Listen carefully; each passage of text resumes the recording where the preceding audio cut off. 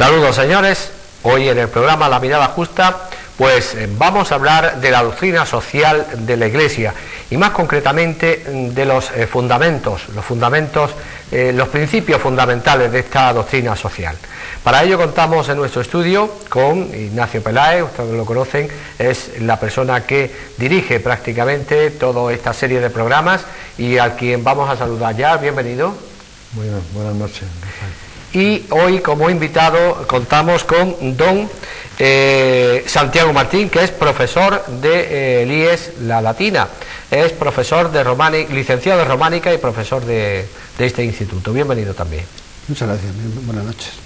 Bueno, pues vamos a meternos en materia porque hablar en genérico de unos principios fundamentales, la verdad es que bueno, nos podemos perder un poco. Vamos a ir concretando porque evidentemente es muy importante conocer qué es lo que fundamenta a la doctrina social de la Iglesia.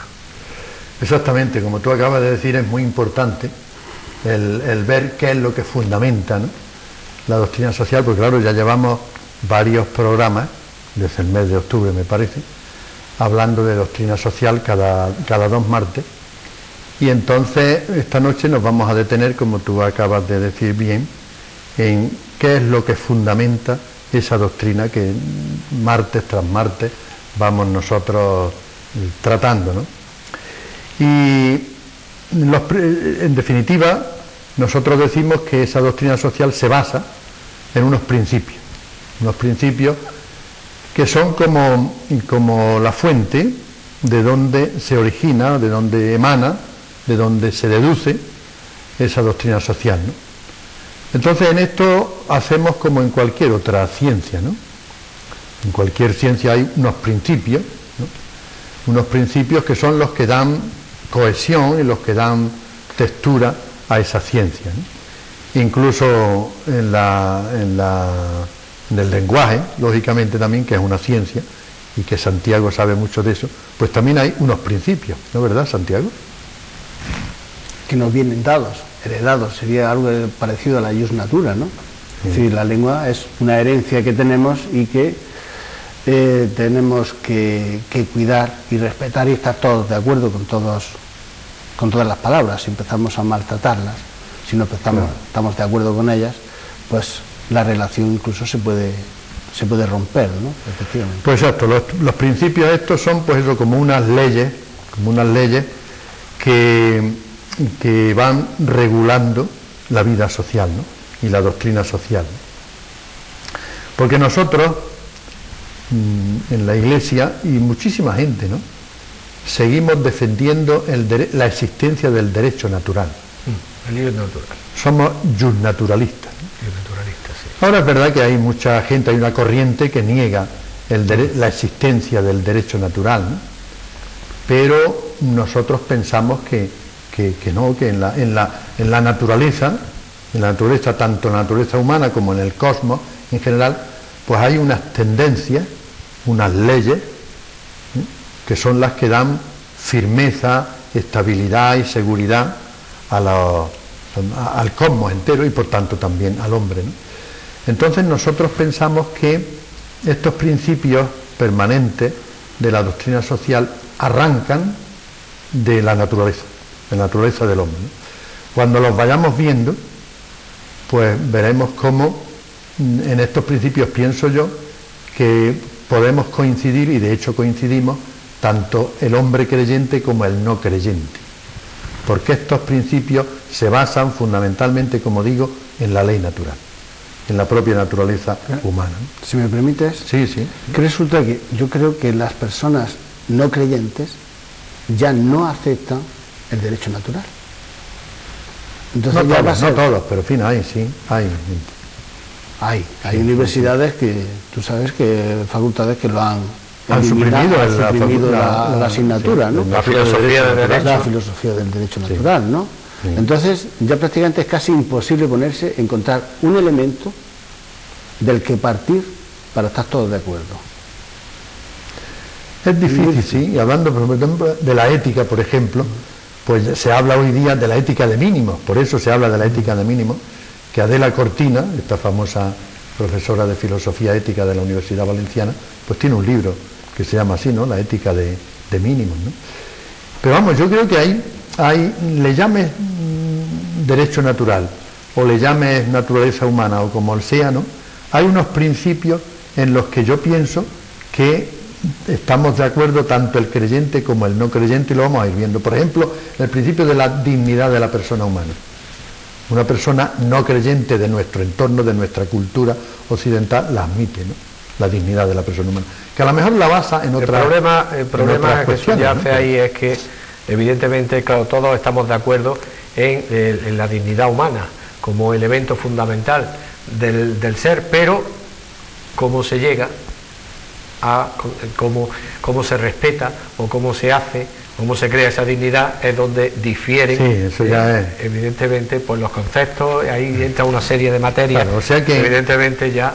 Que los principios, y esto viene bien porque es que estos principios que vamos a hablar esta noche, pues tienen un carácter teórico, porque son, pues eso, como la plasmación de ese análisis filosófico que se hace de la propia naturaleza humana. Pero luego tienen también una dimensión o un carácter práctico, y ahí es donde, claro, ya podemos diferenciarnos mucho, ¿no? Ese carácter práctico de los principios, que consiste en que esos principios, aunque son principios estables, ¿no?, pero sin embargo hay que irlos aplicando a cada circunstancia especial y a cada cultura y a cada persona, y en esa aplicación es la donde ya sí diferimos más los hombres, ¿no? Pero en la dimensión teórica de los principios, lo vamos a ir viendo esta noche, veréis cómo ahí prácticamente todos podemos coincidir. Sí, porque casi seguro. Casi seguro. Exacto, ¿no? Entonces, por eso, a estos principios le damos un valor universal. Un valor universal. En cuanto que los arrancamos del hombre, pues entonces, y como el hombre es estable, porque va cambiando lo que decía Ortega, ¿no?, de que yo soy yo y mi circunstancia, y voy a tratar de dominarla y de cultivarla, ¿no? El hombre permanece, la circunstancia en la que va variando, ¿no?, las circunstancias culturales, las circunstancias económicas, las circunstancias políticas, pero el hombre, lo esencial del hombre, pues sigue siendo lo mismo el hombre del siglo XXI que el hombre del siglo XV, ¿no? El hombre del siglo XV necesitaba ser acogido, sentirse acogido, como nosotros nos sentimos, necesitamos el sentirnos acogidos, el sentirnos estimados, ¿no? Entonces hay unas líneas que son permanentes en el hombre, y por eso estos principios son permanentes. Santiago parece que no está muy de acuerdo en esto. Evidentemente hay una necesidad básica del ser humano de siempre, pero yo creo que el hombre evoluciona y que las necesidades del hombre del siglo XV no son las necesidades del hombre del siglo XXI. Es decir, por ejemplo, hoy día el hombre se siente, debido a los avances científicos fundamentalmente, se siente, y los jóvenes lo padecen mucho, la soledad. Una soledad, es decir, estamos solos, nos sentimos solos en el universo, no, pensar nada más que en eso, ¿no? Solo en el universo, es decir, esa idea que tenemos arraigada en nosotros de que somos de un planeta perdido, en un sistema solar, dentro de una nebulosa que está dentro de otras miles de nebulosas, todo eso produce desasosiego en el ser humano. Eso el hombre del siglo XII o XIII no hubiera podido asumirlo. Es decir, sí, el hombre evoluciona, ¿no? Es decir, hombre, claro, por eso yo he dicho, siempre que es permanente el hombre, bueno, entonces... por eso yo he dicho que va cambiando las circunstancias del hombre, ¿no? Lógicamente. Hombre, ¿no? yo creo que... Pero vamos, hay una línea continua y permanente en el hombre, que lo mismo somos hoy que el hombre del siglo XV o del siglo X, pues era un hombre que se sabía falible, que se equivocaba igual que ahora. Pero ya más que entrar en esto, yo creo que el neonaturalismo se basa en los grandes conceptos, ¿no?, en los grandes principios, o sea, sin entrar ya en el detalle de que la evolución de la persona, porque bueno, los conceptos de dignidad, conceptos de justicia, conceptos de libertad, pues son conceptos que siempre han estado en el mundo del mundo, ¿no? Eso siempre no han estado, Rafael. Estos conceptos no han estado siempre en el mundo. Bueno, lo de libertad concretamente no, porque se entendía que había bueno, si estamos hablando de la época del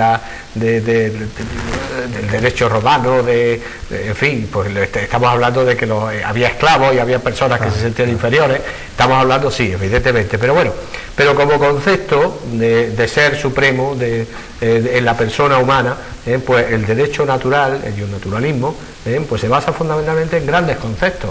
Ahora luego viene el derecho positivo, que es el que evidentemente tiene que conceptuar y poner cada cosa y adecuarla a las circunstancias del tiempo en que vivimos. En definitiva, estos principios, vamos a entrar ya en ellos porque que son varios y tenemos que... En definitiva, estos principios son una síntesis de la antropología social cristiana. La antropología, a lo largo de los siglos, ha ido cambiando. La antropología es la concepción del hombre, la visión del hombre, ¿no? La visión que el hombre tiene de sí mismo, ¿no? El hombre. Entonces hay antropología cultural, antropología religiosa, antropología social. Entonces estos principios permanentes de la doctrina social son, pues eso, como la síntesis de la concepción de la antropología social de la cristiana. Entonces ya lo vamos a ir viendo, por ejemplo, en el primer principio, que es el principio y fundamento, ¿no? Como decía San Ignacio. El primer principio es el principio de la dignidad de la persona. Toda persona es en sí un valor absoluto y todo debería estar en función de la persona. Ese es el principio básico de la doctrina social de la Iglesia, en el cual yo creo que todos coincidiremos, ¿no? ¿Tú crees que el hombre posmoderno occidental coincide en esto? En la dignad de la persona, en la dignidad de la persona como troncal, ¿no? Hoy como día troncal. Todo parte de la persona, evidentemente. Exacto. Es decir, por lo menos en nuestra civilización occidental, todo principio parte evidentemente de la persona. Otra cosa es, como ya apuntaba Rafael, cómo todo eso se aplica, cómo se ve, pero en realidad, por lo menos asumido intelectualmente, yo creo que la sociedad nuestra lo tiene asumido. Teóricamente está asumido. Evidentemente, y esto lo tenemos cristiano total, ¿no? Exacto. En la doctrina social, por ejemplo, en la Mater Magistra del gran Papa ¿Leo? No, Juan XXIII. Dice él, el principio capital, sin duda alguna, de esta doctrina afirma que el hombre es necesariamente fundamento, causa y fin de todas las instituciones sociales. Y de este trascendental principio ha deducido principalmente en el último siglo una luminosa doctrina social. O sea que es el principio base, la columna vertebral de toda la doctrina social de la Iglesia, la dignidad de la persona. Y hay también en la Gaudium et Spes, en el concilio, en el número 12, pues viene a decir lo mismo. Dice, creyentes y no creyentes están generalmente de acuerdo en este punto. Todos los bienes de la tierra deben ordenarse en función del hombre, centro y cima de todos ellos. O sea, el hombre como centro de toda la historia y de todos los bienes, ¿no? ¿Sabes que, perdona, que actualmente hay teorías, ¿no?, donde propugnan que el hombre es uno más como un animal cualquiera? Digo, para ver ya cómo, incluso en el primer principio fundamental, ya aparecen la divergencia de disensiones, ¿no? Yo estoy de acuerdo con eso, evidentemente. Sí, no, pero vamos, en nuestro mundo occidental, en nuestro mundo europeo, por ejemplo, se considera todo el mundo, todo el mundo, valga la redundancia, acepta la dignidad de la persona, sí, como centro. Otra cosa luego ya es la práctica, eso ya es distinto. Y entonces este principio para nosotros se deriva de, acabo de decir un poco antes, que estos principios son la síntesis de la antropología cristiana, ¿no? Se deriva de la concepción que el cristianismo tiene del hombre. Entonces el cristianismo considera que el hombre tiene su origen, que es Dios, es criatura de Dios, y su destino, que es la trascendencia. En esto ya sí hay muchas diferencias y divergencias, ¿no? Es decir, ¿de dónde nosotros deducimos la dignidad de la persona humana? La deducimos de que el hombre tiene un origen de Dios y está destinado a la trascendencia. Aquí sí ya los no creyentes, lógicamente, en esto difieren, aunque defiendan la dignidad de la persona, pero la basan en otro principio. ¿En qué pueden basarlo? Pues en el aquí y ahora, me imagino. ¿En él? En el aquí y ahora. Sí. No veo más allá, no sé, y puesto que no sé, pues ignoro o niego. Sí. Yo creo que esa es la base, ¿no? Ya. Bueno, entonces, claro, de este principio se derivan todos los demás principios, porque según este principio todo debería estar organizado en función del hombre. La economía, la política, la cultura, la religión, todo ordenado en función del hombre, del bien de la persona. Es lo que defendió Jesucristo, que el sábado está hecho para el hombre y no el hombre para el sábado. Las normas están hechas para el hombre y no el hombre para las normas. Pero la complejidad que yo veo en eso es que evidentemente cada hombre es un mundo y se tiene que regular en una situación de la colectividad. Y claro, eso, ponerte de acuerdo en esa colectividad es de donde vienen ya los problemas que actualmente pues no encontramos. Claro, otro principio será, que ya lo veremos más adelante, que el hombre es un ser social, que no es precisamente un individualista. Por eso mismo, ¿no? Por eso mismo digo que ahí donde ya todo, por eso decíamos al principio del programa que íbamos a hablar de un tema realmente complejo, genérico, muy complejo. Además, un tema que luego, desgraciadamente, aunque estamos diciendo esto, y teóricamente es muy claro, que todo debe estar en función del hombre, la economía, la política, etcétera, todo en función del hombre. Pero luego vemos que en la realidad no es así, desgraciadamente. La economía no está en función del hombre, la política tampoco. De los intereses de ciertos hombres. Exacto. Eso es lo malo, ¿no? Está en los intereses de... Entonces, claro, pero por lo menos nosotros, como aquí estamos hablando de la teoría, pues que la teoría la tengamos clara. Sí. Y yo creo que la teoría es suficientemente clara. Ahora, aunque el hombre, según el principio fundamental, el hombre es el centro de todo, debe ser el centro de todo, porque por la dignidad que tiene absoluta, pero debe cultivar esa dignidad. El hombre debe cultivar esa dignidad porque puede perderla, ¿no? Claro. Y hay hombres que pueden, que pierden su dignidad. Evidentemente. Es que yo creo que todos los bienes, excepto los materiales, van y vienen. Es decir, yo puedo ser en un momento, puedo ser libre, pero dentro de otro momento puedo dejar de ser libre. Puedo ser bueno hoy y dentro de 10 minutos ser malo. Y estoy muy de acuerdo con eso, que hoy, en este momento, puedo ser persona, con todo lo que ello conlleva, y que no hace falta ahora tampoco explicitar, y dentro de un momento portarme como una no persona. Entonces, evidentemente, pero ahí, hay ¿cómo una persona es buena? Es que estaríamos en una filosofía muy, muy amplia. ¿Cómo una persona se define como buena o mala, como digna o indigna, o como... Claro, entrar ya en eso, en esas profundidades es muy... No, pero hay que entrar porque... Pero claro, ahí es donde precisamente creo yo que es donde juega un papel los principios fundamentales del naturalismo, ¿no? Que crean una base de la que partir. Hombre, yo pienso que el hombre defiende su dignidad y la cultiva por medio de su conciencia. Y la conciencia, en definitiva, es nuestra inteligencia que se plantea la cuestión del sentido de la vida. Entonces, un hombre es bueno o deja de ser bueno cuando él se ha planteado en serio el sentido de la vida. Cuando se plantea el sentido de la vida, cuando se hace preguntas. El preguntar es la piedad del pensar, decía Heidegger. Y Santiago sabe que a mí me gusta mucho esa frase porque es realmente profunda, ¿no? Pero que claro que esto no es fácil, desde luego, ¿no? Y entonces, en la misma ONU, pues declaró, ya recordamos, en el año 48, declaró la declaración, ¿no? Dio la declaración de los derechos humanos, ¿no?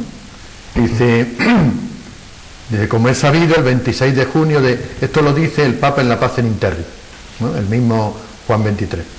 Como es sabido, el 26 de junio del año 1945 se creó la Declaración de las Naciones Unidas, conocida como ONU. Y entonces la ONU en el año 48, concretamente el 10 de diciembre del 48, publicó la Declaración Universal de los Derechos del Hombre.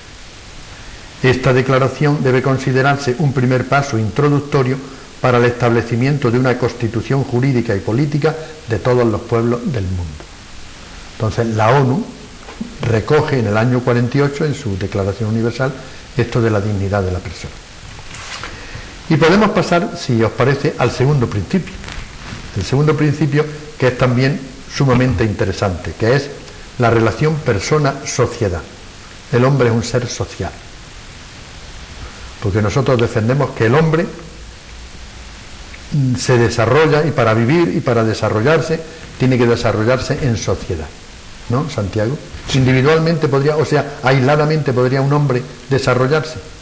Creo que no, pero hay una pregunta. ¿Puede el hombre al vivir en comunidad tener que ceder? Y cuando cede tiene que abandonar ciertos principios suyos, ¿verdad?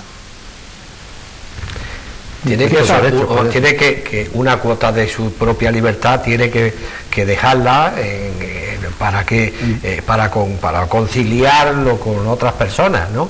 Evidentemente. Entonces, claro. Si el primer principio era la dignidad de la persona y estoy apartando aspectos míos para entrar a convivir con otro, ¿cómo se casa eso? Pero es que... Sí, me estoy refiriendo, por ejemplo, vamos a suponer unos políticos, ¿no?, que tienen una ideología, unas creencias firmes de lo que hay que hacer, y entran en litigio con otras personas, ¿no?, y negocian. Para negociar hay que ceder algo, ¿no? Hay que ceder, ¿no? Evidente. ¿Cómo se casa? Hombre, se casa porque el hombre, como tú muy bien sabes, tiene dos dimensiones. Bueno, tiene otras muchas dimensiones, ¿no? Pero en fin, en esta cuestión tiene dos dimensiones. La dimensión personal individual y la dimensión social. Que las dos son necesarias y las dos hay que casarlas, unirlas, y a veces no es fácil, ¿no? Porque las dos se necesitan. El hombre no podría desarrollarse en su dimensión personal sin la ayuda de la sociedad. Y la sociedad no existiría tampoco sin la ayuda de la dimensión personal del hombre, ¿no? Entonces es verdad que el hombre, para poder vivir, para poder desarrollarse, necesita de la sociedad. Entonces, como tú has dicho, pues a lo mejor tiene que hacer cesión de alguna cuota de su libertad, ¿no?, omnímoda. Pero es que eso es vital para él y eso es positivo.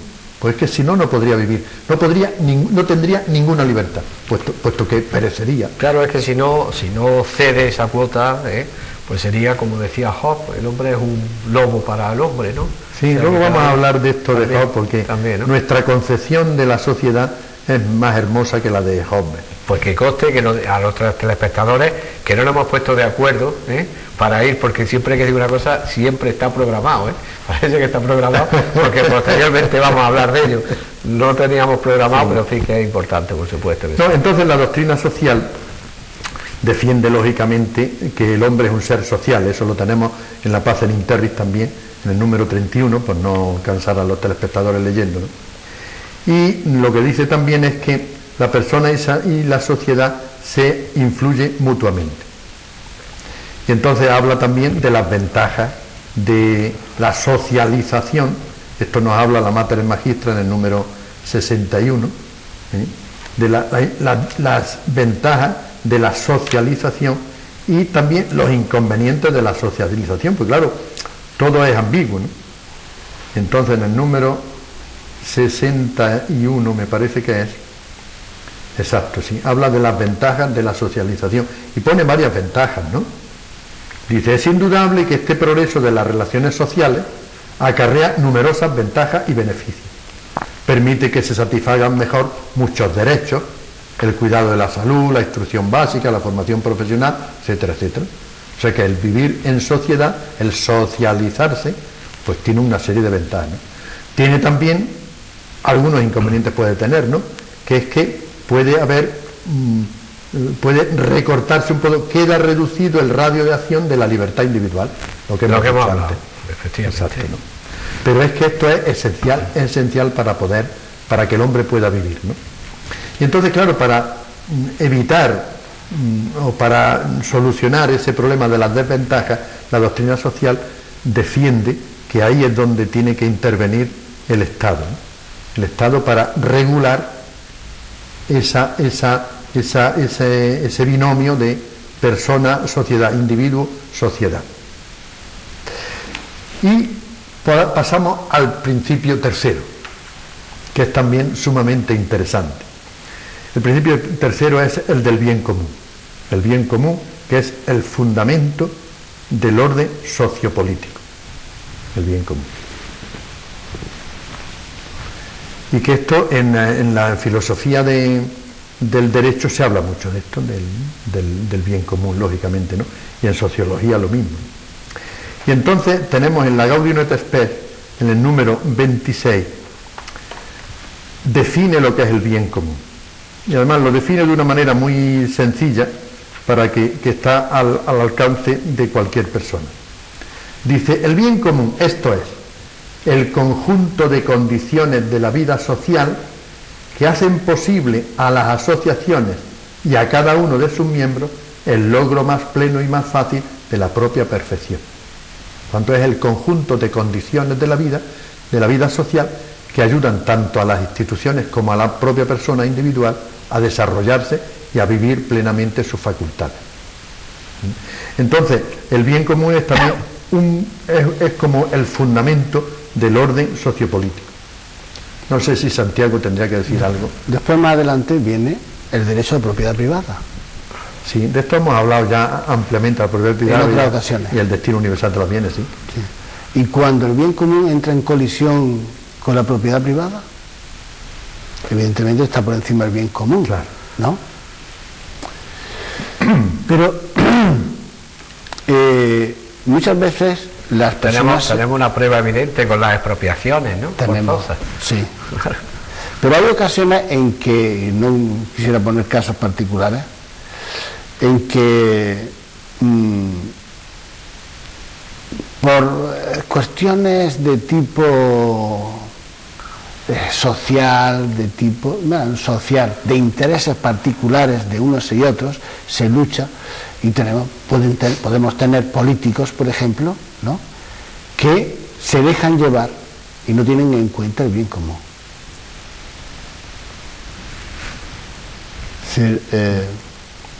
Y ese es un mal político. El que no defiende el bien común es un mal político. Sí. Desde este principio, claro. Desde ese el bien común está por encima del bien particular. Debe estar siempre. Es que el bien... Sí, no, sigue. O sea, es que realmente hoy día con esto de la globalización ya sabemos que el mundo prácticamente está en manos de unas cuantas personas, o instituciones, o empresas, ¿no? Pero muy pocas. Y entonces, yo cuando veo empresas que tienen más poder que los estados, claro. Si cuando veo que las democracias están al servicio de las economías, si ¿dónde está el bien común? Planteo. Claro, y se acepta, y la Iglesia lo acepta. Es decir, yo no iba a la Iglesia a protestar en contra, lo oigo protestar en contra de otras cosas continuamente, pero en contra de este tema no lo oigo protestar. Sí. Hombre, la teología de la liberación, no aceptada por la Iglesia jerárquica en un tiempo, no ha aceptado todos sus planteamientos por alguna jerarquía sí, eso es verdad, pero la teología de la liberación sí ha defendido siempre el bien común, ¿no? Pues claro, es que el bien común está por encima del bien particular, ¿no? Puesto que la propiedad privada, que la defiende la doctrina social, siempre ha defendido también la doctrina social que la propiedad tiene una dimensión, tiene una función social, y que entonces nunca puedo yo cortar esa dimensión, esa función social de la propiedad de lo que yo tenga, ¿no? Y en caso de conflicto, que no se pueda arreglar, pues entonces debe de primar el bien común. El bien común está por encima, porque luego hay otro principio que es el destino universal de los bienes. Sin embargo, la propiedad privada no es un principio fundamental de la Iglesia, ¿eh? No es un principio, aunque la defienden, pero no es un principio fundamental. Sin embargo, el destino universal de los bienes sí lo es, porque el bien común está, o debe estar, en teoría, porque luego en la práctica no está, desgraciadamente. Ojalá estuviera el bien común por encima de todo. Y llegamos con esto al cuarto principio, porque el tiempo se nos va consumiendo y nos quedan 2 o 3 principios. Breve. Yo quisiera terminar este tema en este programa, ¿no? El cuarto principio es que la solidaridad y la subsidiariedad reguladora de la vida social. Entonces, brevemente, pues no me voy a meter a leer los textos de la doctrina social, pero la doctrina social defiende, por una parte, la solidaridad. Que entonces yo tengo que sentirme solidario tuyo, Rafael, y que tus problemas los debo yo sentir, que el barco es de todos. Como precisamente este programa en sus primeros tiempos se llamaba así, ¿es mío el barco? Pues sí, señor, el barco es mío y es tuyo y tuyo y tuyo y de todos, ¿no? Eso es la solidaridad, ¿no? Y que entonces yo esté dispuesto siempre a echar una mano y que los demás, yo también cuente lógicamente con la mano de los demás. Esa es la solidaridad, ¿no? Y solidaridad sobre todo para defender también al débil. Eso lo habla la doctrina social. Es que es fundamental la solidaridad con el rico y con el poderoso. No es de recibo, ¿no? Hay que ser solidario con quien lo necesita realmente, ¿no? Claro, con quien más lo necesita, claro, con quien más lo necesita, ¿no? Pero luego también defiende la doctrina social la solidaridad entre las naciones. Sí, otro principio evidente. Claro. Y si las naciones de Europa, por ejemplo, fueran solidarias de verdad con todos los países del tercer mundo, no tendríamos los espectáculos denigrantes y dolorosos y mortíferos que estamos viendo todos los días. La solidaridad. Y que yo no sé si la solidaridad es un valor que vosotros los enseñáis. A mí no me gusta usar la palabra enseñante, ¿no? Porque es un participio de presente y muy... Los maestros, no sé si insistís vosotros suficientemente en ello, ¿no? En la solidaridad. Santiago. Mira, a la escuela, ya has tocado un tema directo, no sé si se aparta un poco de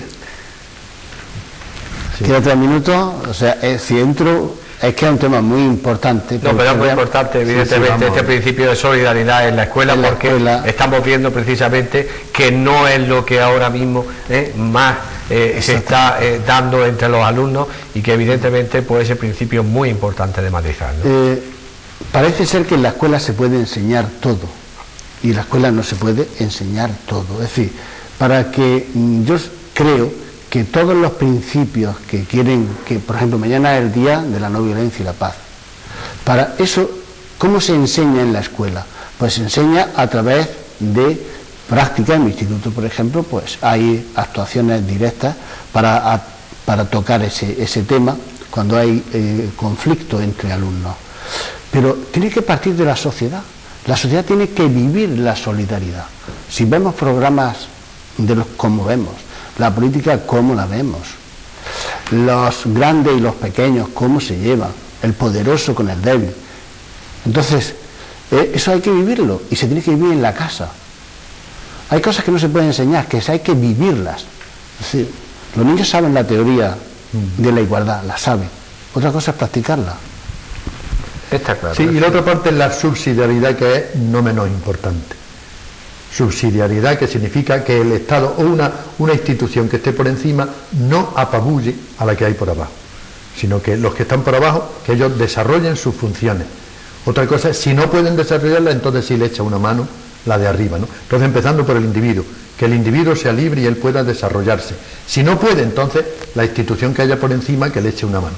Esa es la subsidiariedad. El quinto principio es la concepción que la doctrina social tiene de la sociedad. La concepción de la sociedad, que es una concepción muy positiva, ¿no? Dice que el hombre se une en sociedad precisamente para desarrollarse y conseguir sus fines. No es como la concepción de Hobbes en el Leviatán, que era una concepción, dice que el hombre se une en sociedad para no destruirse, ¿no? Entonces, como si el hombre fuera un lobo para el hombre, ¿no? Incluso nuestra concepción es mucho más rica y más hermosa que la concepción de Rousseau en el contrato social del siglo XVIII, ¿no? Rousseau, que él dice que para que se forme la sociedad el hombre tiene que hacer dejación de todos sus derechos y de todos sus bienes en manos de la voluntad general que él la defiende, ¿no? Nosotros decimos que la sociedad precisamente la constituye el hombre para poder desarrollarse. El principio sexto, y ya estamos terminando, es la participación social. El individuo, la persona, tiene derecho y obligación de participar en la vida de la sociedad, tanto en la vida de la sociedad local como la nacional, ¿no? Entonces, por eso yo siempre he animado, yo llevo muchos años animando, lo que pasa es que luego no me hacen caso, a que gente con conciencia, grupos, ¿no?, de gente formada, pues se metan en política directamente. Pues hace falta que en la política se metan hombres y mujeres que estén formados y que tengan una conciencia de dignidad y que defiendan de verdad el bien común. Entonces, y luego todo, pues yo aprovecho esta oportunidad para hacer un llamamiento a la participación ciudadana, que los ciudadanos tenemos que participar, tenemos el derecho y la obligación de participar. Y finalmente, el último principio, el séptimo principio, es el destino universal de los bienes, al cual le hemos dedicado ya 2 programas, entonces por eso no lo voy yo a desarrollar, ¿no? Pero que recordemos esto, que en estos 7 principios que son básicos, sobre todo es fundamental en la dignidad de la persona, pues se recoge el destino universal de los bienes, pero no se recoge el derecho a la propiedad privada, aunque la doctrina social lo defiende y lo ha defendido desde un principio. Bueno, pues no tenemos tiempo para más. Decíamos al principio que evidentemente íbamos a tocar un tema pues muy genérico, muy amplio y que necesita de muchas reflexiones, evidentemente, y que es muy complicado el hecho de que haya una verdad absoluta, por lo menos que todos estemos de acuerdo en lo mismo. Pero sí hay unos grandes principios que en este caso pues marca la doctrina social de la Iglesia y que al fin y al cabo yo creo que todos estamos de acuerdo. Ahora quizás en el desarrollo, en la puesta de escena es donde difieren en las personas, pero yo creo que en esos grandes principios de la dignidad de la persona todos queremos tener esa dignidad y que nos la respeten y que tal, esos principios de justicia, de tal, esos valores inmutables, pues yo creo que sí que estamos de acuerdo. La puesta en marcha es lo que difiere. Pues le dejamos que sea don Ignacio Peláez el que ponga el punto final, como es habitual en estos programas. Pues yo diría que para que estos principios los pudiéramos llevar a la práctica, que esa es la lucha y la pelea diaria, llevar estos principios a la práctica, pues tenemos que movernos por unos grandes valores, que yo estoy convencido de que el siglo XXI va a ser un siglo muy interesante, porque va a haber un resurgimiento de los valores del espíritu, que los hemos arrinconado, ¿no? Los valores del espíritu, que son el valor de la justicia, de la verdad, del amor y de la paz, tienen que estar ahí como el fuego que caldea a estos principios para que estos principios den vida a la sociedad. Pues nada, amén, que así sea. Gracias por estar con nosotros. Despedimos a nuestro invitado de hoy, a Santiago Martín. Gracias por estar también en nuestro programa y la próxima semana volveremos en este espacio de la mirada justa.